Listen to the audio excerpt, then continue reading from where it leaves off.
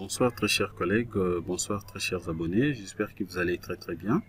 C'est Jean-Syn Konga, nous allons continuer donc la deuxième partie de notre formation sur étude d'un escalier hélicoïdal.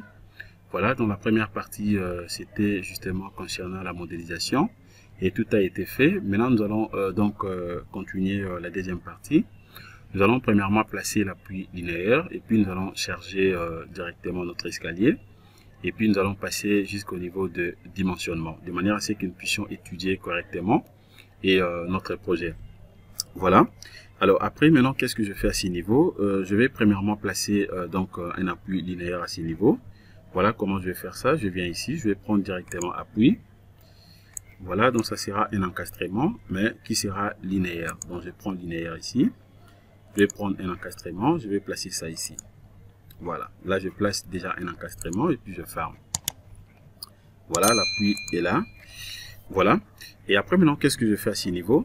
Étant donné que je viens de terminer déjà donc la modélisation, je peux directement passer directement au chargement.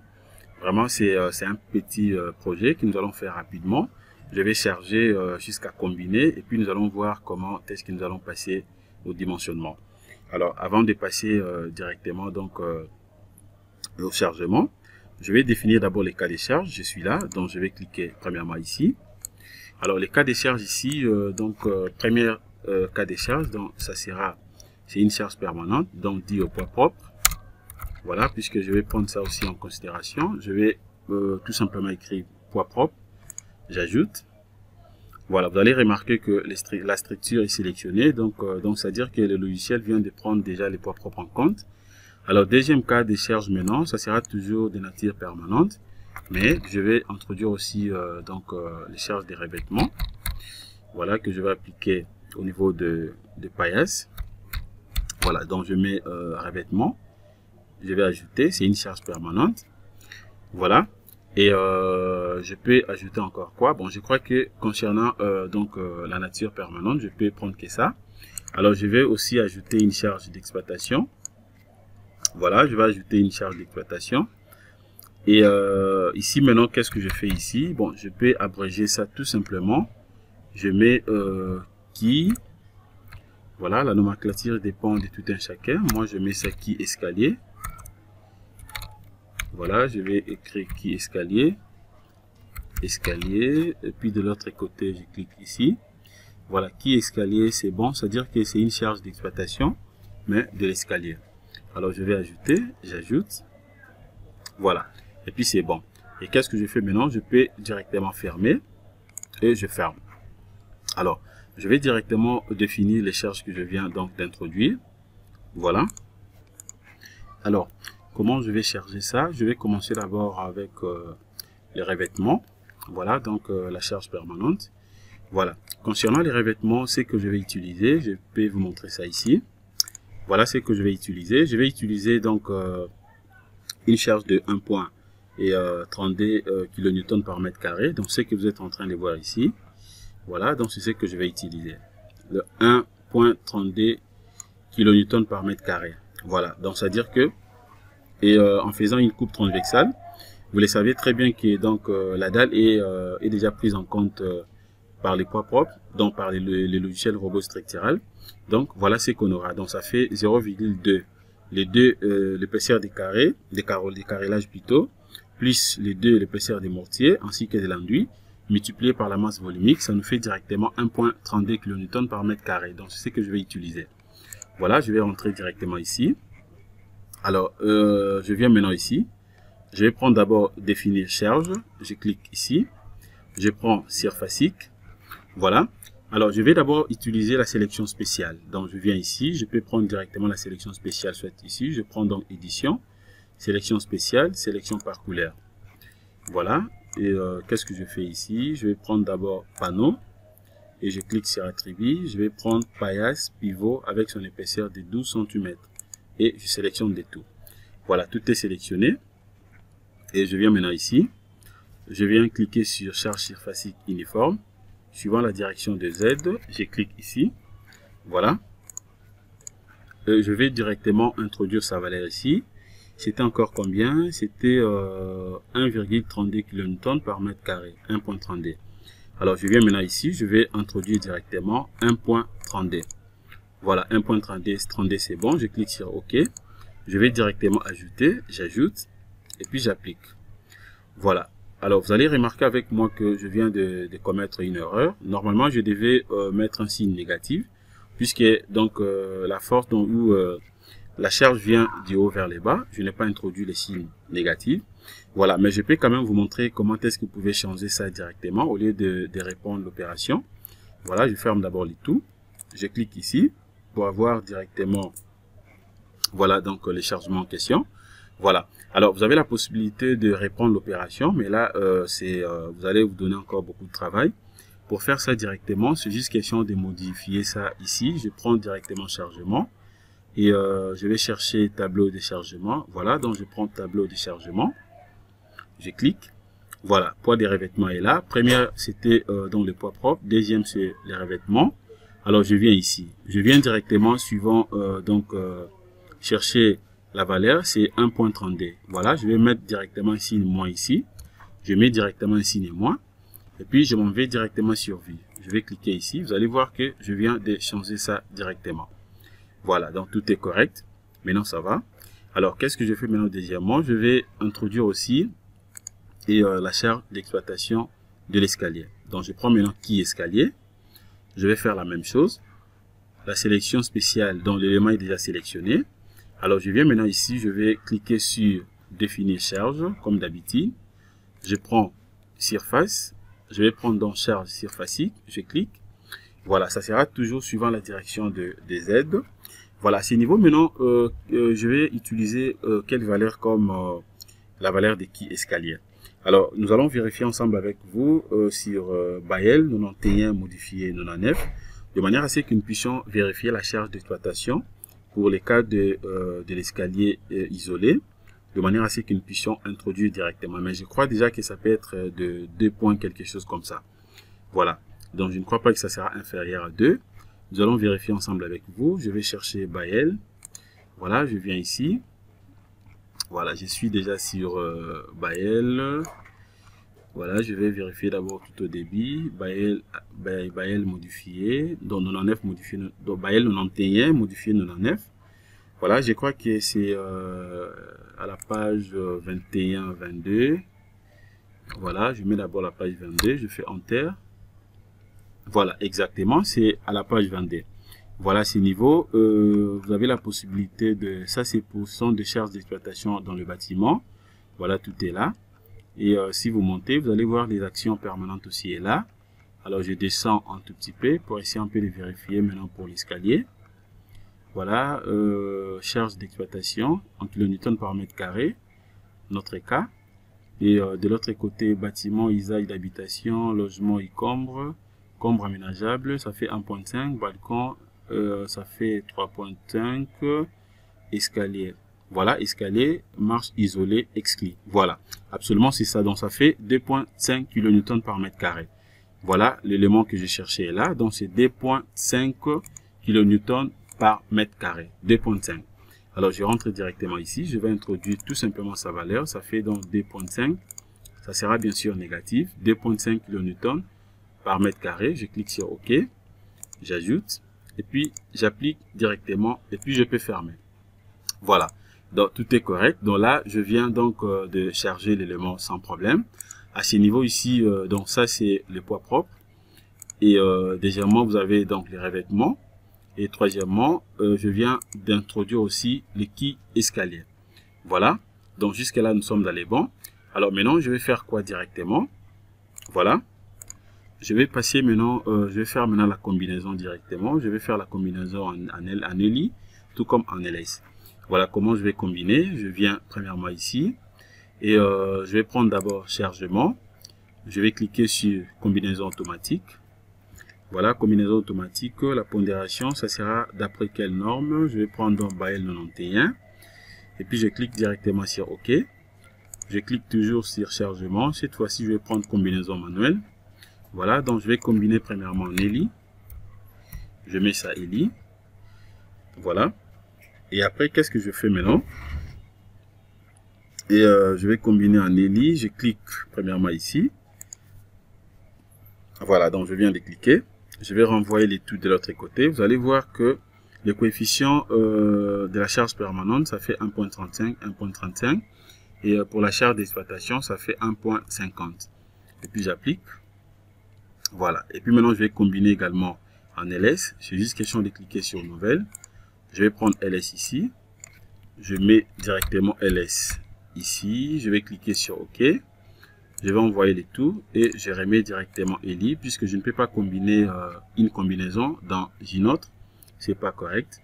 Alors, le coefficient ici en LS c'est 1, 1, 1. J'applique et je ferme. Voilà, donc là, je viens déjà de combiner. Voilà ce que je viens d'obtenir. À ce niveau, maintenant, je peux premièrement vérifier d'abord la structure et puis je peux soit lancer les calculs. Mais avant de lancer les calculs, voilà ce que je vais faire.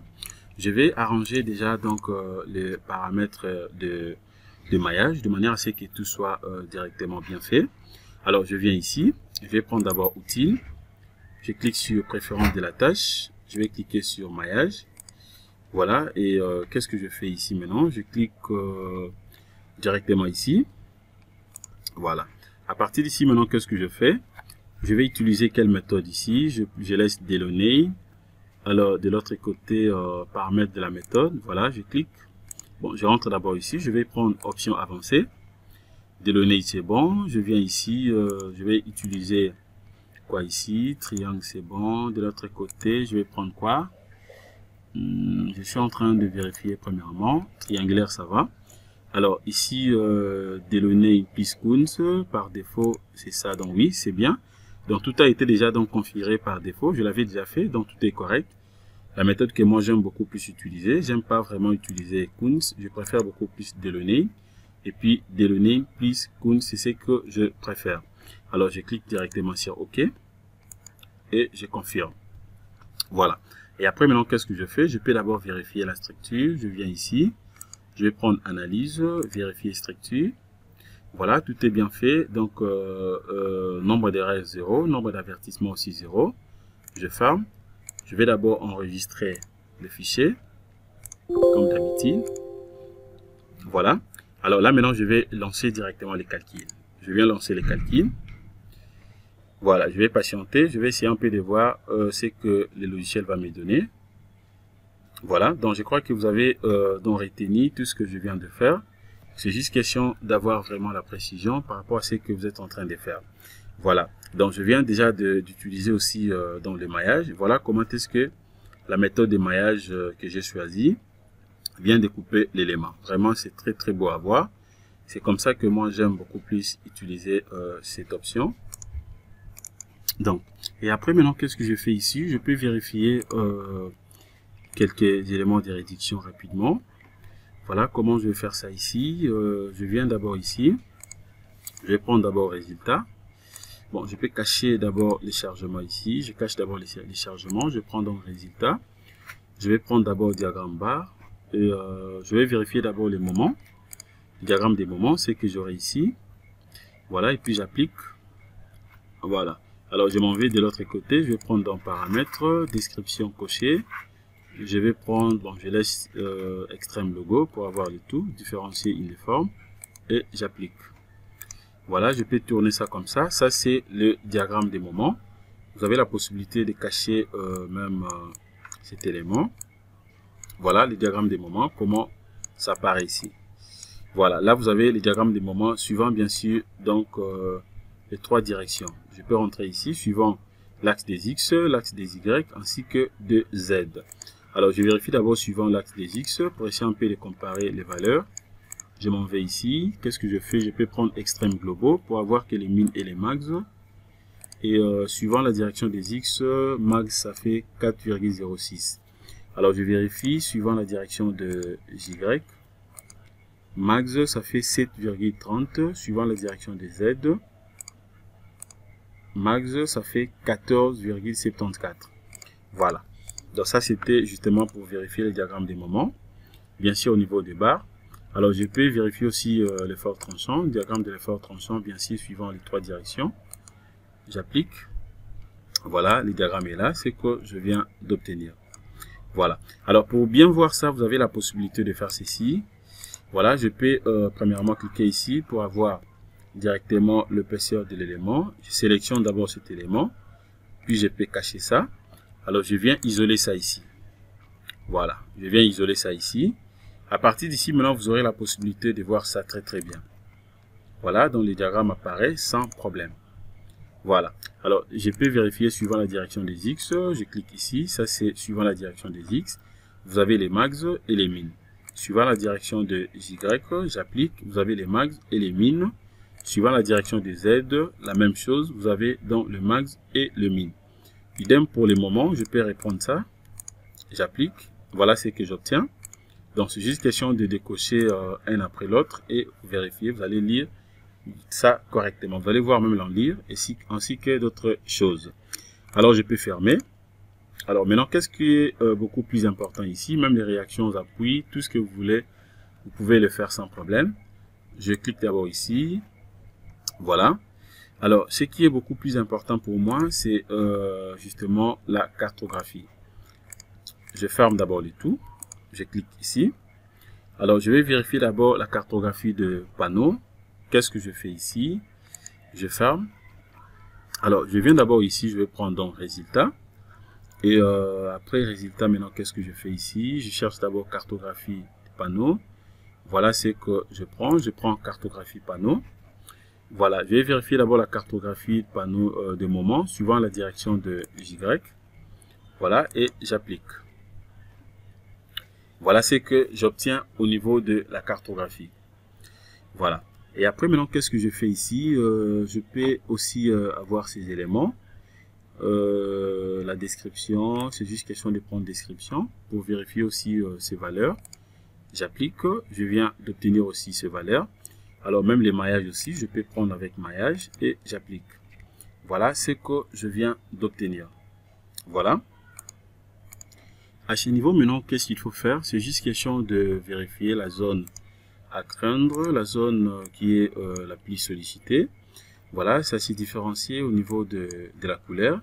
C'est juste question de zoomer. Vous allez remarquer, en lisant bien sûr les valeurs que vous êtes en train de voir, vous allez voir que à l'extrémité ici, vous avez des valeurs presque, les valeurs sont presque nulles.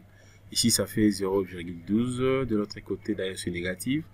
Moins 0,06. Au fur et à mesure, vous vous rapprochez de notre pivot. Voilà, c'est là où il y a une forte sollicitation. Et puis c'est normal puisque c'est un escalier hélicoïdal, c'est un escalier circulaire sous forme de d'une rotation. Voilà, donc vous allez voir ici, ça fait combien ici? Cette partie un peu jaune sous forme, c'est comme si rouge, mais c'est jaune fort. Et puis de l'autre côté c'est un peu léger. Ici ça fait 5,56.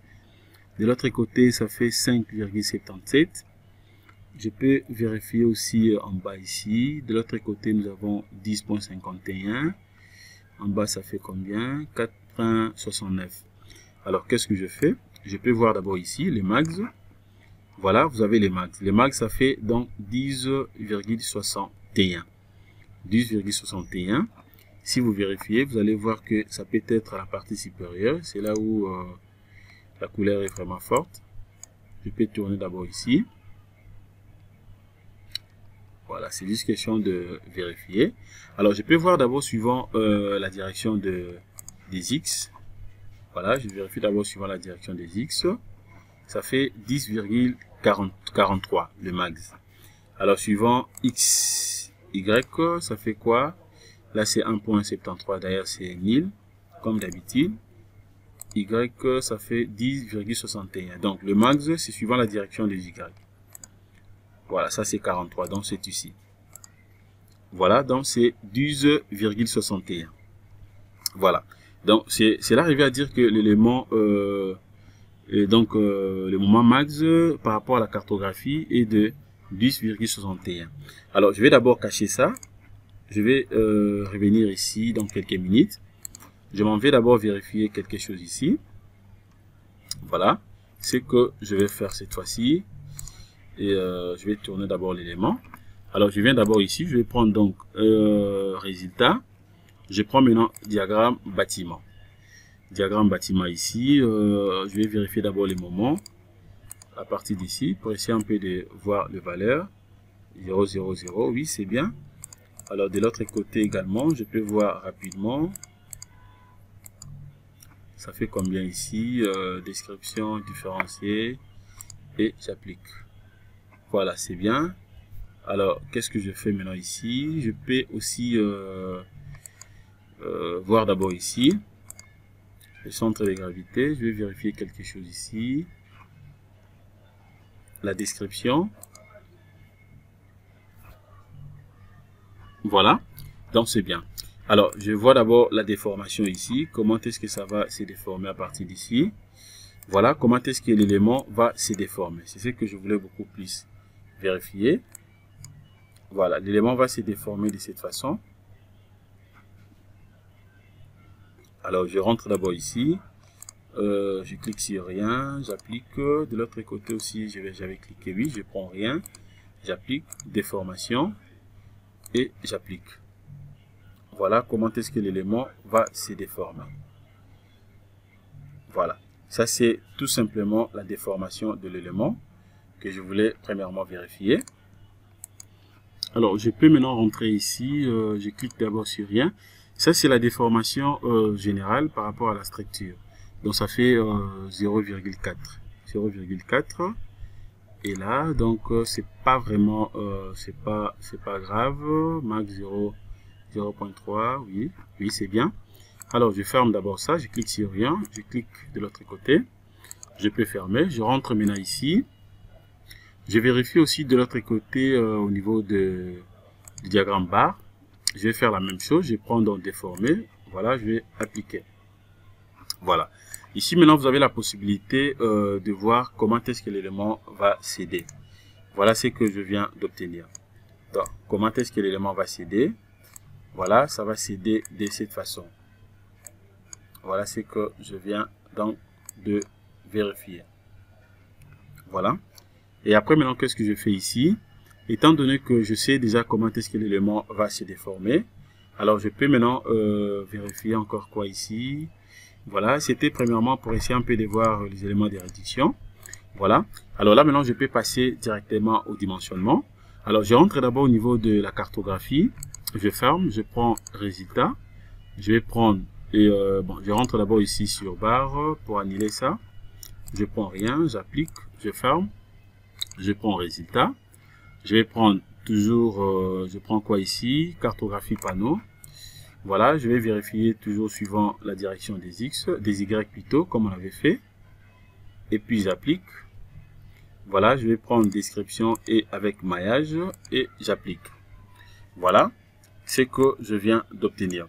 Étant donné que l'élément, la valeur max est de ce qu'on avait trouvé, c'était encore combien? Et c'était des 10, c'était des 10 combien ici? Je ferme d'abord. Voilà. Voilà, donc ça c'est la cartographie. Bon, je crois que la deuxième partie, on peut s'arrêter à ce niveau. Nous allons continuer tout à l'heure, la troisième partie. Bien sûr, qui sera donc la suite et fin, de manière à ce que nous puissions terminer donc cette étude. Merci de votre disponibilité. Nous sommes déjà presque à la fin de cette étude, donc dans quelques minutes, on peut déjà finir ça. Ça, c'était dans la deuxième partie. Merci de votre disponibilité. Passez une excellente soirée. Au revoir.